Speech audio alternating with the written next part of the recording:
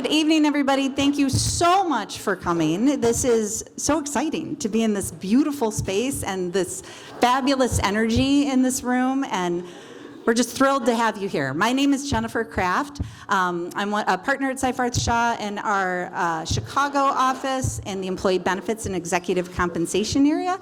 I'm also in our Impact and ESG group and the co-chair of our SeyFarth Women's Network. But it's my distinct honor to get to welcome you all this evening to this wonderful event that's sponsored here, that when passion and purpose collide, with Laurie Robinson-Haden and our own Laurie Allman. And I'm joined here by my colleague, Ephraim Pierre, as well. Thank you so much, Jen. Good evening, everyone. Hopefully everyone traveled safely here. My name is Ephraim Pierre. I'm a partner in the New York office here at SeyFarth in the Labor and Employment Department. I have the pleasure of serving as co-chair of the firm's A+ Business Resource Group, which supports our Black attorneys and allies here. The SeyFarth Women Network, in addition to A+, encourages and promotes opportunities for our female and Black attorneys here in SeyFarth in our global offices. And in keeping with that, we have this evening event, which is co-hosted by both business resource groups. Thank you. And when we picked this date, this is kind of this special leap year day that only happens once every 4 years. And it's this great intersection between Black History Month, which we've been celebrating in February, and kicking off Women's History Month, which we start tomorrow in March. It's this great intersection of those celebrations. And we couldn't think of a better, more perfect person to have with us today than Laurie Robinson-Haden to celebrate with this. We are actually lucky enough to have Laurie as a colleague at SeyFarth in our New York office, in our Labor and Employment Department back in 2000. I mean, where does the time go? Like, how does that, I don't know. But I was speaking with Laurie Allman about the first time she met Laurie, and Laurie Allman was apparently a senior associate and was interviewing Laurie and was so impressed that she offered her a job on the spot. Now, we don't know that as a senior associate, Laurie necessarily had the authority to offer anybody a job on the spot, but I think it is a good example of how magnetic Laurie's personality is and how people are just drawn to her light. And we are not at all surprised by all the good success that has followed you in kind of working that amazing light and building communities as you've done. There's so many things that she's done, I had to write it all down. So she has had a very impressive career, worked for the NFL as a legal intern, worked for AmLaw 200 law firms, and spent nearly 2 decades at CBS, which is now the Paramount Group, where she had several leadership roles, including Senior Vice President and Assistant General Counsel. While doing so, Laurie also created and grew the Corporate Counsel Women of Color Group to the world-renowned organization it is today, and wrote the book we're going to hear about tonight, It's Time to Shine, in which she shares her story and many pearls of wisdom. Laurie has garnered several accolades for her legal acumen and leadership, earning recognition from the Coca-Cola Company, Savoy Magazine, the National Bar Association, Indiana University School of Law, New York City Bar Association. Literally, this goes on for many pages, but I'll skip to the end. Recently, she was She was named to the top 10 Black lawyer of the decade by Lawyers of Color and received the Humanitarian Award from the United Nations. Wow. Wow.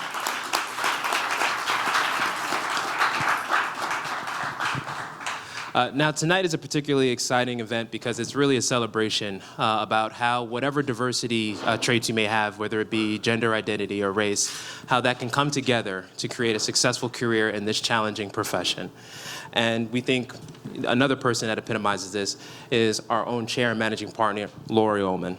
Now, Laurie has made history herself. She is the first woman chair and managing partner of SeyFarth Shaw in its 77-year history.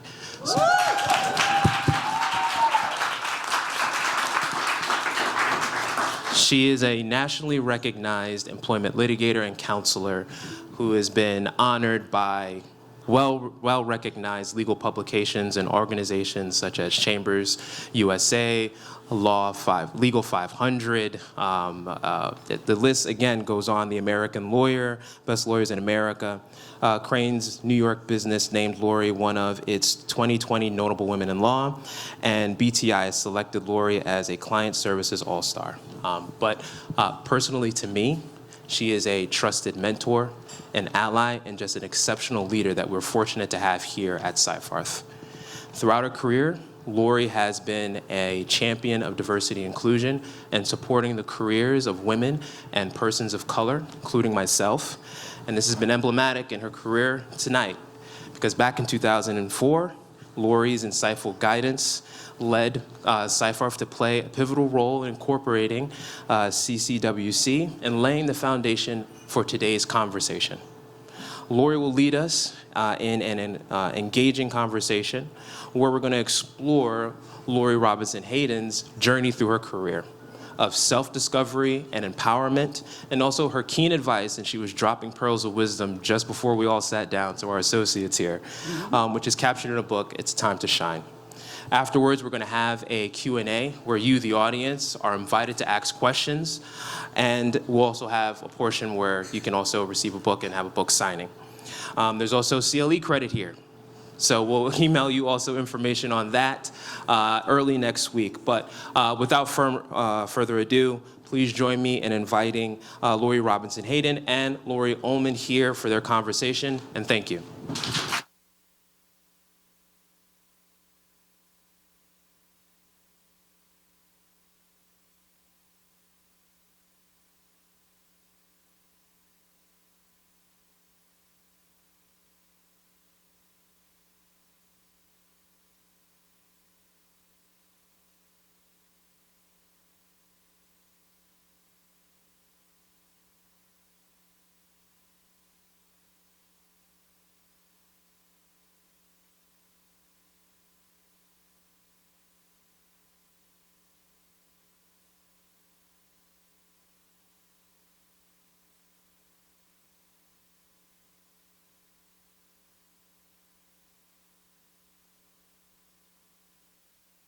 Found that to be true in life.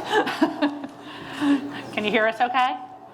Great. Welcome. I wish I could take a picture for all of you to look out at this incredible room of just wildly impressive people and people I admire enormously. So thank you so much, Jen and Ephraim and our SeyFarth Shaw's Women's Network and our A+ Affinity group, our business resource group, as we've recently changed our verbiage, and for putting on what is a fabulous event. We're really thrilled to be here, and I'll add more thanks at the end to the many others who contributed to this being a terrific evening. But my biggest thanks go, of course, to Laurie Robinson-Haden, who I don't know how it's true that we've known each other for as long as we have. The time really flies. I have so many memories that go back so far, but one memory that I think about that's a little more recent was a few years ago when you and I were having a conversation and you told me you were going to write a book. And I thought, geez, like she hasn't done enough, now she's going to write a book. But now look, I'm holding an actual book in my hand, which is just incredibly impressive. And just to give you some sense of the feedback that has been coming out about this book. It's a book that Deborah L. Lee, who is the former chair and CEO of the BET Networks, described as an exceptional read for all executives and aspiring executives. Susie Orman, who of course needs no introduction, also reviewed your book as an empowering one that will help all women excel on the road to financial freedom. So that's really high praise from some very impressive sources, and I can tell you I read it also, and it's terrific. But tell us, what made you decide to write a book, and how did you take this idea and make it actually happen? Thank you. Well, before I start, I just want to say kudos to Laurie Ullman. Let's give her another round of applause.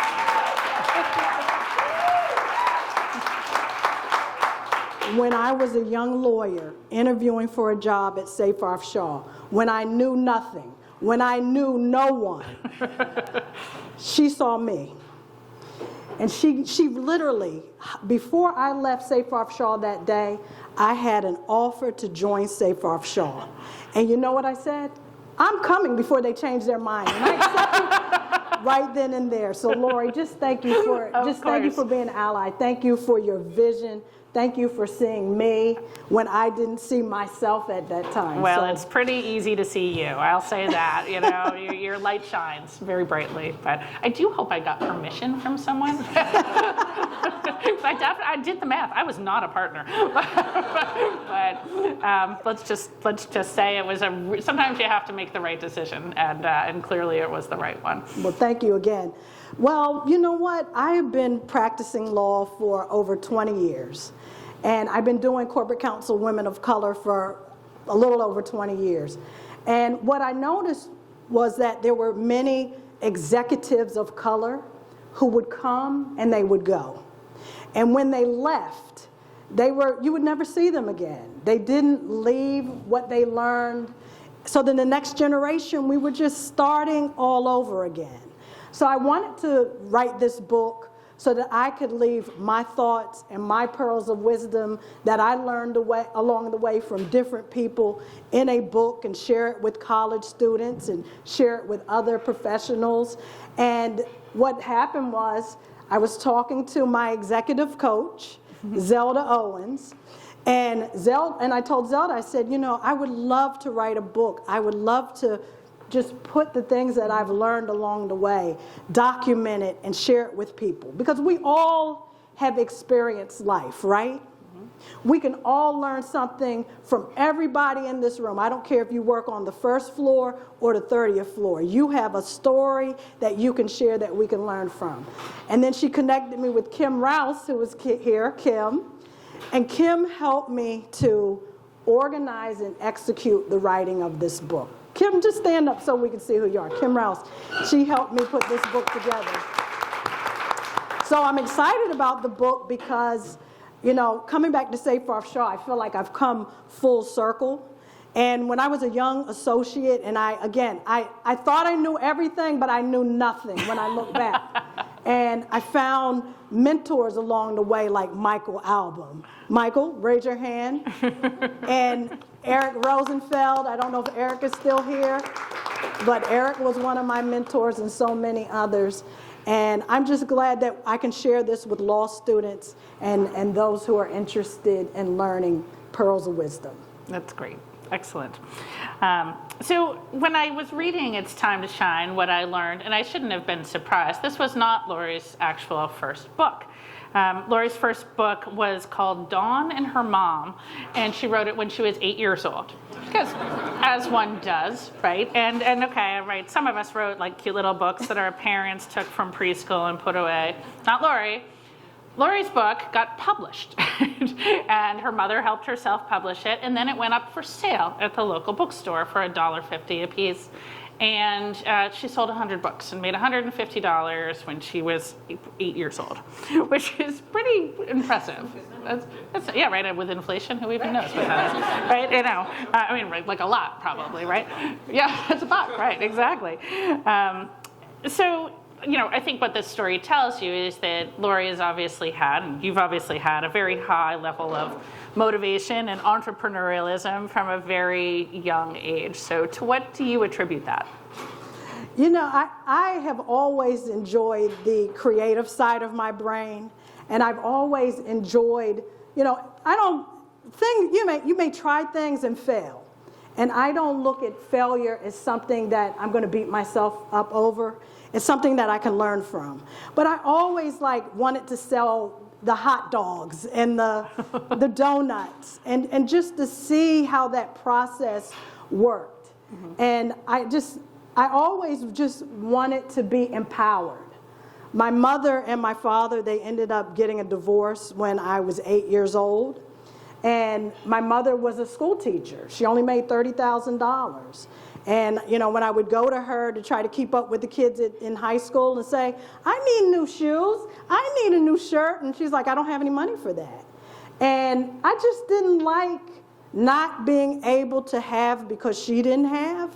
So I knew I had to be creative and come up with different ways so that I could have my own money and I could go out and buy what I needed for me. So I worked at Wendy's hamburger. Right. And you know, I don't know if you've ever been to Wendy's, but I remember Dave Thomas, the owner, he used to physically come to the store and check the salad bars.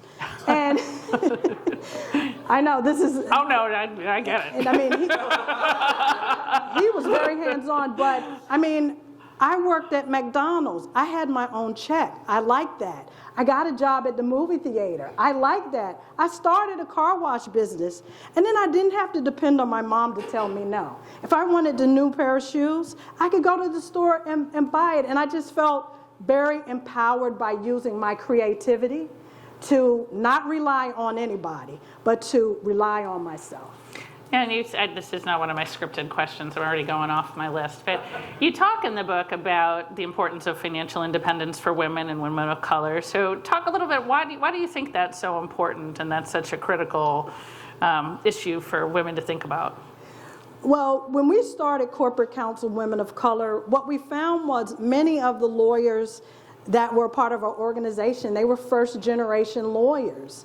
They didn't have mother, father, grandmother, aunt, uncle, who could necessarily tell them what to do with their money. And even though my mother, you know, went to college and got a master's, and my father had gone to law school, we didn't sit around the house talking about money and investments. My father, he passed away when I was at the first year in law school, but I'm glad he was able to see me in law school. But I just didn't have that information, and my mom never had a lot of money, so she wasn't talking to me about stocks and bonds and, you know, buying gold. And I remember when we had our first CCWC conference, there was a lady, Carla Harris, who's at Morgan Stanley, and she sat in the room with all of us, and she said, whatever you do, you need to maximize your 401k. No one ever told me that. And you know what we all did on Monday? We went back to the office and we maximized our 401k. So, you know, what I'm finding is even today with a lot of the lawyers, the women of color lawyers, we did a survey and we asked them, how many of you have a financial manager? Less than half have a financial manager. How many of you have a financial plan? Less than half. I mean, like, these are people with money. And we just share information. We have to be in a place where we're putting our money in investments, making sure that we're planning for the long term. The ABA, they've done research, and that's why we advocate for people to make sure you advocate for yourself, for your compensation. The ABA found that women and women of color, because they don't negotiate their salary, over the course of the year, you miss out on over $1 million. Now, that's a lot of money to me. I think to most people. To most people, okay. We're all on the same page. But sometimes we just need the help and the guidance, and that's why we'll talk about mentorship. Everybody in here, you can mentor someone, you can help someone. You know, Michael, we didn't talk about money, but I know if we were still working together, you would come to my office and say, what are you doing with that bonus check? You need to put it in this and that and the other. So we need that information so that we can take care of ourselves and we can take care of our family and leave a legacy. Perfect. Makes great sense. So this is probably very evident to everyone else in the room already. And it was clearly evident to me 24 years ago where I made an offer to Laurie on the spot to join our firm. But Laurie's really good at networking and at personal branding, exceptionally so. And, you know, I think others would love to hear more about how you develop these skills with networking and personal branding. You know, and why you felt that was critical to your career success. And then it just, you know, it's one thing to say, oh, I know I should do that. It's another thing to say, well, what does that look like and how do you do that? And, you know, what does that really look like in a very practical sense? So could you talk a little bit about that? When I was a second-year law student, I had an internship here in New York City at the National Football League. And right then and there, I fell in love with New York City, and I said, I am going to do labor and employment law, and I'm going to do it right here in New York City. Again, I didn't know anybody, and I went to law school at Indiana University School of Law at Bloomington. Any Hoosiers in the house? Well, well, Eric told me he was going to be my Bobby Knight, so I don't know if that was good or bad at the time, but he was my Bobby Knight. But that summer, I decided I was going to get a job in New York City. I didn't know anyone. And I was reaching out to different law firms. And they're like, we don't know anything about Indiana. We are all about New York schools. And if you didn't go to New York school, we're not going to be bothered with you. So this was before LinkedIn, Facebook, TikTok, Snapchat, whatever you're using. So do you remember Martindale Hubbell, that big, thick book? So I said, you know what? I'm going to open this book. And at lunchtime, I'm going to dedicate 30 minutes to calling people. And I was nervous. I had never done cold calls. But I knew if I wanted to get a job in New York City, that's what it was going to take. So I practiced. I would call one person. Hi, I'm Laurie Robinson. I'm a law student from IU at Bloomington. I would love to hear about your career. Can we meet for coffee? I'll treat. I didn't have that much money, but I knew a cup of coffee only about $2 or $3. This was before Starbucks. Oh, it was like $1 then, yeah. And then I went through this list, and I heard from a gentleman, Ron Green of Epstein, Becker & Green, where I ended up my first year at a law school. And then the second person who called me back was a lady named Susan K. Anderson of CBS Broadcasting. And what I did was I went to Kinko's and I developed these student business cards to pass out because I didn't want people to forget me. And I passed out these business cards. I feel like that's impossible, but okay. Again, this was before I knew nothing, knew no one, and you know. But anyway, I ended up getting a job with Epstein, Becker & Green. And then when I was at SeyFarth Shaw, I got a call from Susan K. Anderson to come to CBS. So what I would say to that is we all have to network. I don't care who you are. This world is built on relationships. Mm-hmm. Any successful partner at a law firm, you ask them, how did you build a book of business? They did it by relationships. Anyone who gets the job that they want, you ask them, how did you do it? They got it by relationships. If I hadn't networked with Susan, I would have never heard about that job at CBS, and I would have never met Lisa Tanzi, my former colleague from CBS. So what I learned from that, also when I went to Epstein, Becker & Green, my first law firm, I was sitting in the office, and I was like, you know, how am I going to meet these billable hours? I don't have enough work. I don't know what to do. I don't know anyone. I'm not meeting anyone. And I called my mother, like I would always do, late at night, crying, I don't know what to do. I don't know what to do. And she said, this is what you're going to do. You're going to leave your office. You're going to stop waiting. You're going to stop waiting for the work to come to you. You're going to go out of your office. You're going to knock on every partner's door. You're going to tell every partner that you are available. And you're going to tell them you will work late and on the weekends. And I said, I am?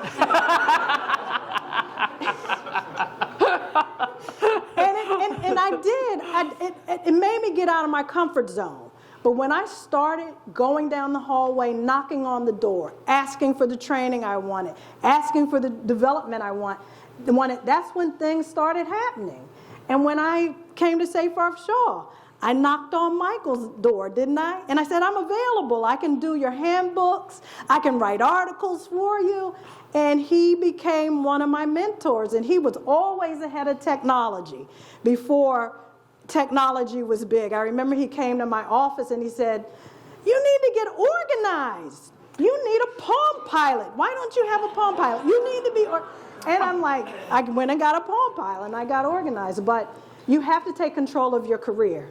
No one is going to just knock on your door. It's not like when you ride in the back of an Uber and wait for someone to take you from point A to point B. You have to get in the driver's seat. You have to know where you're going. You have to tell them what you want. You have to tell them about your aspirations. And you have to tell them you want to be compensated. And when you do that, things will happen. Excellent. You know, I didn't realize this was a theme, Michael, and you also didn't know the show was about you here today. But I remember being in the car with Michael, who was a partner at SeyFarth at the time, and being the associate going along, and I had a BlackBerry, and I would get, you know, I know the, like, you know, more junior people in this room don't recognize this, but like, it was new to do stuff in the car, you know, and I would get car sick, and he looked at me and said, "You will never succeed as a lawyer if you can't work in a car."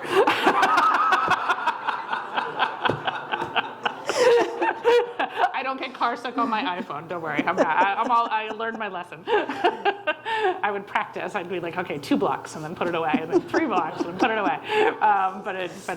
Having a mentor is always really important to teach you those important life lessons. And, you know, speaking of mentors, you of course talk in the book about the importance of mentors and sponsors, and how mentors and sponsors have been really critical in your growth and in your success. Well, you have to own your career and I guess drive your own Uber.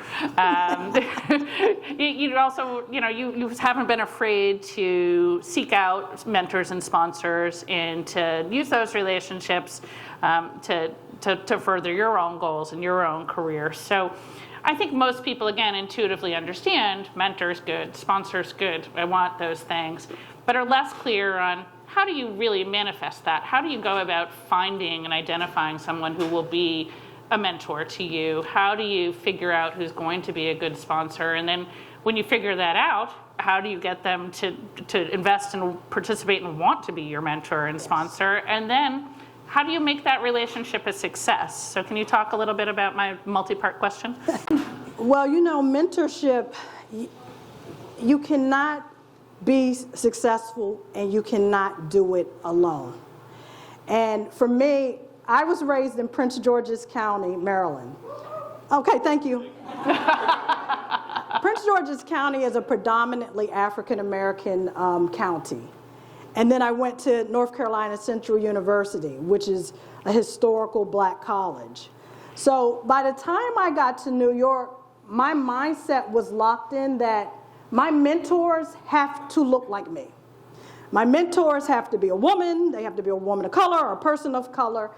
And you know, when I look back to the 20 plus years of my career when I wrote the book, what was interesting to me was that at the end of the day, all the people who were my mentors, all the people who were my sponsors, they didn't look anything like me. And thankfully, even though I was locked into this world that I was in, this majority world, because I was never a minority until I came to New York and joined the profession of the law. But I do think that we can learn, well, I know, we can learn something from everybody in this room. And my mom always told me when I was young, I was young, a young lawyer. And I'm like, I can't find a sponsor. There are no partners of color at the first firm. And she said, Laurie, the best mentors right there, don't look past the support staff. Don't look past the people in the mailroom. They have understanding. They can help you navigate political landmines. And what I did was, when she gave me that advice, I started connecting with the support staff. They helped me a lot of times. So you can have different mentors. You can have a peer mentor. You can have a professional mentor. One of the things I like to say is, you know, and if you're starting out early in your career or you've just hit a roadblock where you don't have a mentor, be open to get an executive coach. Gentleman, Frank Mercado Valdez, when I got a big promotion at CBS, he said, I'm going to take you out. I'm going to take you out and have coffee with you at the Hilton. And I never forget, he told me, well, Laurie, congratulations on your big promotion. But I caution you, please don't end up like so many professionals of color. Make sure you're on the road to corporate progression and not stagnation. And one of the ways you're going to do that is by getting an executive coach. Well, I've never heard anything about an executive coach. So what he told me went in one ear and went out the other. And he said, all of the executive guys, they have executive coaches. I never heard anything about an executive coach. But now that I know about executive coaches, everybody in this room, you should have an executive coach. Even just try it for a month. Because the executive coach, they're all in. You know why? You're paying them. And you're all in. You know why? That's right. They're in, you're in. You know, with mentors, you got to kind of warm them up. How you doing? How was your day? What do you think? But they don't want to be bogged down with your workplace issues, right? That executive coach, they will listen to your issues, your challenges, your barriers. They will give you a strategy. If you're trying to learn how to network, they'll help you identify your target group. Everybody at a law firm, you should be working with your business development team and your marketing team and a mentor and hopefully an executive coach to help you build your book of business and help you do personal branding. That's great advice. We did talk, you and I have chatted about mentorship and sponsorship in the past, and one of the things I remember you saying is the importance of reciprocity in that relationship. So what did you mean? What do you mean by that? Maybe you can talk to everyone about, what is it when you are the mentee or the sponsoree? What does that look like when you want it to succeed? It has to be a two-way street. It has to be a win-win. You can't always be on the receiving end. You have to give. And Michael, hopefully I did give you some insight as you were mentoring me. And I've never forgotten anything that you've told me. Everything you said, it's come true. But you have to be all in. When the mentor is helping you, you have to help the mentor too. Maybe the mentor doesn't know the latest technology. Maybe the mentor doesn't know about ChatGPT. You can be sharing information with the mentor about the things that the mentor is not familiar with. And that's how you make it something that's mutually beneficial. We were talking about networking as well and what not to do. And I always say it's easier to network when you don't need anything. When you need something and you call people out of the blue, I just lost my job. I need help. Can you help me? People can smell and feel the desperation. They don't want to help you. They don't want it. They might help you. But, it's better if I call you. Hi, what's your name? Sadia. Hi, it's Laurie. How are you? I just got a new job at SeyFarth Shaw. I'm a partner, and things are going really well. I would really enjoy meeting with you for coffee and talking to you about my new practice group. I'll pay. Would you like to come? Okay, she's receptive. Now, if I call you, I just lost my job. I know I haven't talked to you in 10 years. Can I send you my resume? Can you send it out to your entire network? I need a job by Monday. Do it by, you have 24 hours to do it. Laurie, I just started at SeyFarth myself. It's always better to network when you don't need anything. And we should all be committing, all of us, whether you're a partner or not. You should all be committing at least 10 hours to build your personal and professional network. There's a great book called Never Eat Alone. We've all been inside with the pandemic. We're doing these Zoom lunches and Zoom coffees. Scrap all of that.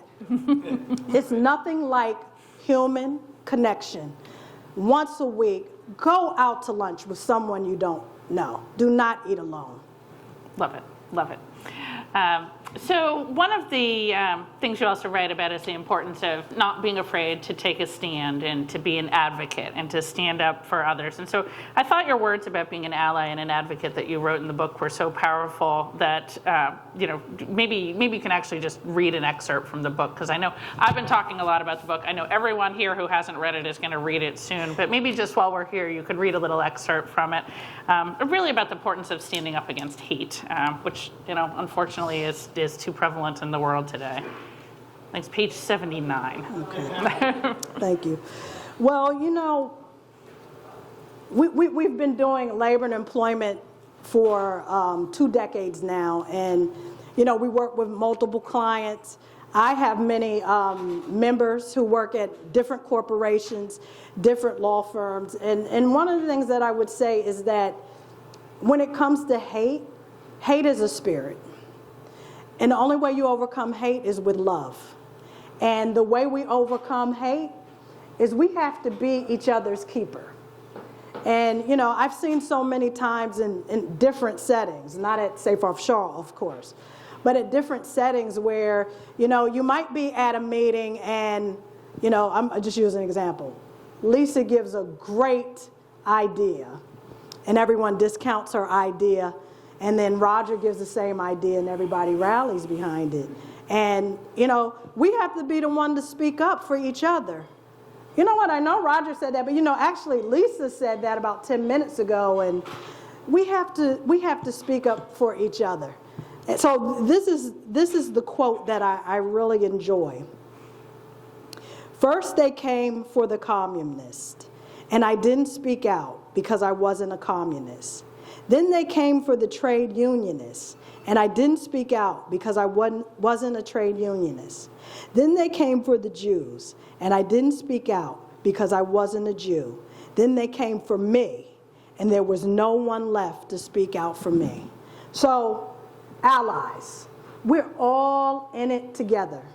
Your success is my success. My success is your success. I have to speak up if I don't see that you're being treated. I should be able to speak up without fear of retaliation. And if I speak up and you speak up and you speak up, we will conquer hate. But if you don't speak up, guess what? That spirit is coming for you, and you'll be the only one left. You don't want that. If we stand together, we will be there together to fight together. That's right. So what can we do to foster more allyship? How do we get people to speak up and stand up for each other and to say that, that's a great idea. I forget the guy's name already, but that, that Lisa's had that same great idea earlier in the meeting, if you remember. How do we get people to have that voice? Well, it's the tone at the top. It really starts with the culture. It starts with the leaders.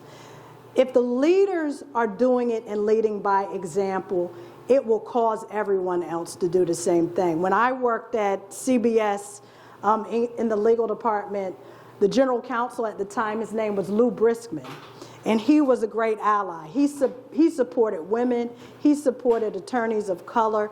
He just gave everyone an opportunity. He broke the system of structure, and he reached down and he pulled Lisa up, he pulled me up. He gave us opportunities that we would not have had otherwise with the structure.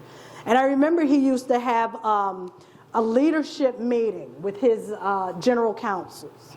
He was the chief legal officer, and then he had GCs from all of the different divisions.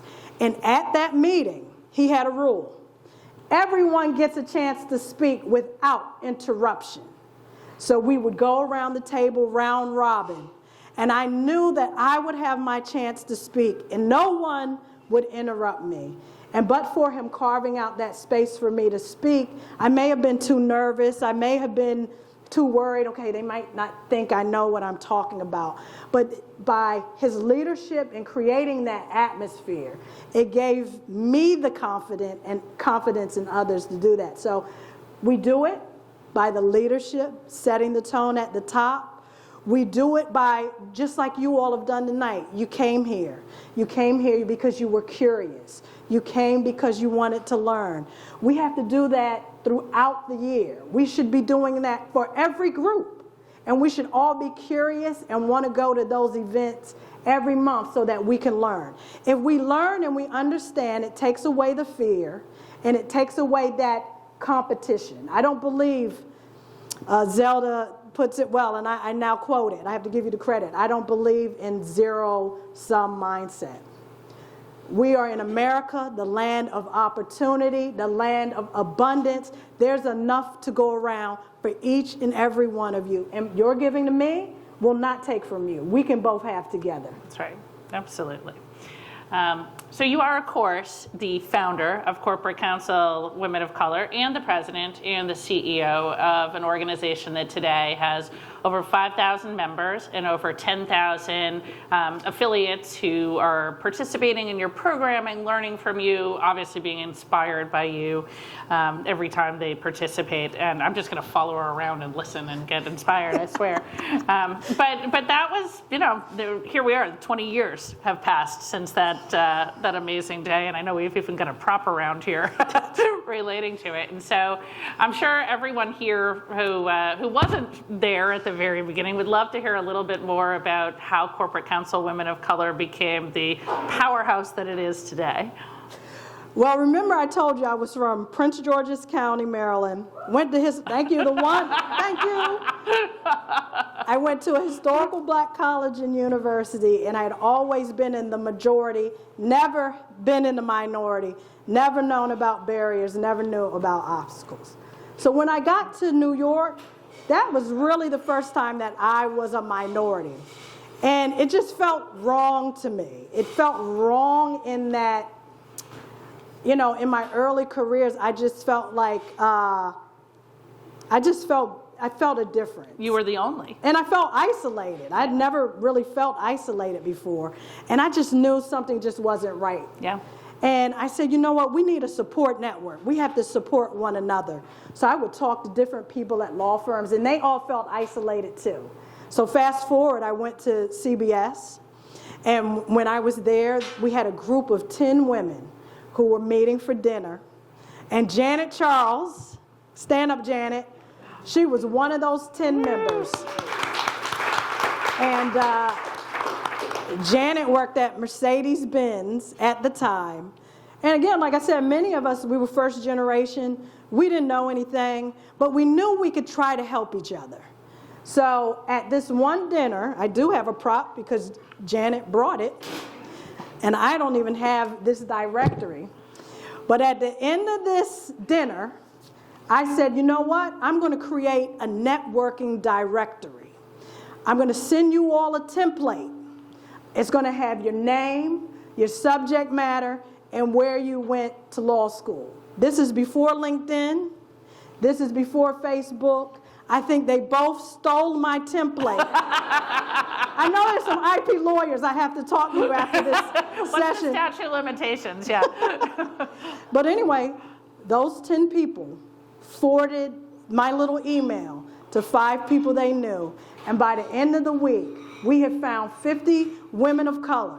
And we couldn't believe it. Wow, do you believe there are 50 women of color in New York City? Because, you know, back then, if you wanted to meet people, it's not you sitting behind your computer on LinkedIn clicking on names all day. You had to come out. You had to meet people. You had to give them their business cards. So anyway, I had 50 people's names. And you know what I said? I'm on my way to Office Depot. And I'm going to print up this directory. I'm going to use my own money, and I'm going to mail it to everyone. And Janet brought this to me. I haven't seen this in 20 years. And it had a foreword and everything. And I'm like, wow, I had a foreword? But, you know, you even changed the name a little bit. Look at this. Look at In-House Corporate Counsel. It was called In-House Corporate Counsel Women of Color. So I disseminated that, and the 50 people then said, well, wait a minute, you forgot Jessica and Sally. And anyway, we had 100 people by the end of the week. By the end of the month. Amazing. So we started doing these networking receptions. And we went around the country. Everyone was energized. They were galvanized. And then we hit a point where we were having the networking receptions, and the people said, they banged on the table. We're tired of shrimp cocktail and Chardonnay. We need more. We need career strategies. So that's how the Career Strategies Conference was born. So in the midst of all of this, I get a phone call. Who was the phone call from? Our visionary leader, Laurie. And she said, you know what, I've heard about what you're doing. I heard about your networking directory. We at SeyFarth Shaw, we want to provide you with pro bono legal services. This was in 2004. We want to provide you with pro bono legal services, and we want to help you incorporate and be officially Corporate Counsel Women of Color. And that's how Corporate Counsel Women of Color came to be. Thank you. My ally. Well, it's been, our part was very small, but if you're not inspired by this, I don't know what will inspire you. So we were glad to play our part in helping with that. So I have one more question, because some people do like shrimp and Chardonnay. Well, you're getting CLE, so this really counts. CLE, shrimp, and Chardonnay. What's not to like? There's a song in there somewhere. So no, one of my favorite parts about the book is I think many of you will read, is there are quotations from lots of really powerful and inspirational women, some of whom are household names, some of whom you may not know, but every one of the quotes inspired me and really moved me. So I had a hard time figuring out which one to even focus on. But there was one quote from Madam C.J. Walker, which read, "If I have accomplished anything in life, it's because I have worked hard." So talk a little bit about the importance of hard work and investing in yourself and working hard on accomplishing your goals. Why is that particularly important for women and women of color and really everyone who wants a successful career? Yes, you have to put in the work. I mean, again, when coming here, I feel like I've come full circle because I remember what it was like as a young lawyer trying to get established, trying to build a brand, trying to do excellent work, trying to just, making mistakes along the way and trying to learn from those mistakes. And, one of the things that I started talking, I forgot the question that fast. Help me again. You gotta work hard. Work Yes. hard. Thank you. Working hard also makes you super tired. But I mean, for all of us, and putting in the time and the work, we all have to do it, especially for women of color. Well, it's applicable to everyone. You have to establish yourself. We all want to be seen as the expert. We all want to be the go-to lawyer. And like my mom said, it's not going to happen by you just sitting in your office waiting.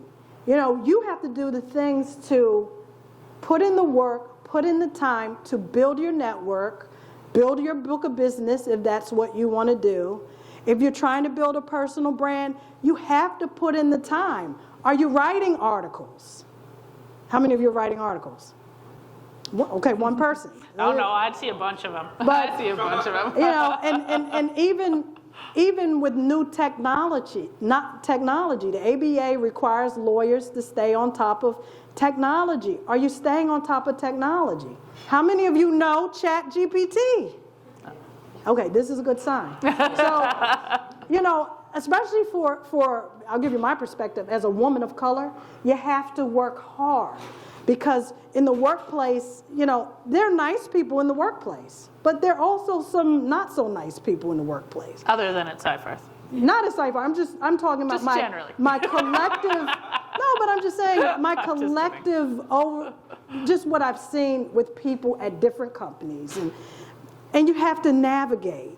You've got to navigate those barriers and obstacles, and you're going to do it you have to persevere. You have to have resilience. I think that's the component of hard work too, because there are going to be people that say you don't belong there. You're not going to listen to them.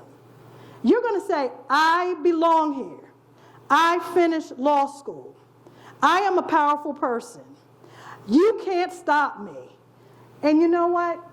That hard work is going to give you the confidence to keep going year after year after year, because you'll have that success track record. Well said. So I see a room here which is completely inspired. They're ready to network. They're ready to talk about their personal brands, and they're ready for some shrimp and Chardonnay. So what's going to happen next is we're going to give Laurie a little minute, and then we're going to set up for a book signing because, of course, we have the author and we have books to give away to all of you. So I hope you will take the time to thank Laurie along with me for this incredible presentation. Thank you. Thank you for coming tonight. I really appreciate it. And I have to tell you, I sat down with the book because I said, hey, we're going to do this whole presentation and, I want to read the book. And I don't think I left my kitchen table for hours. I was like, that's a really good point. And that's a really good point, too. So congratulations on a really wonderful book and, frankly, a wonderful career. And we're so pleased to have you here with us. So thank you very much. And thank you all for being here. Thank you, everyone. And just a final thanks to Danya and to Amy Slyfeld and to all the other people who worked so hard to put this together. We really appreciate all the flexibility with our constant changes, and that we just kept inviting more people and more people kept signing up. And so thank you. Thank you to the fire marshal for not coming. And please enjoy the rest of the evening. Thanks. Thank you.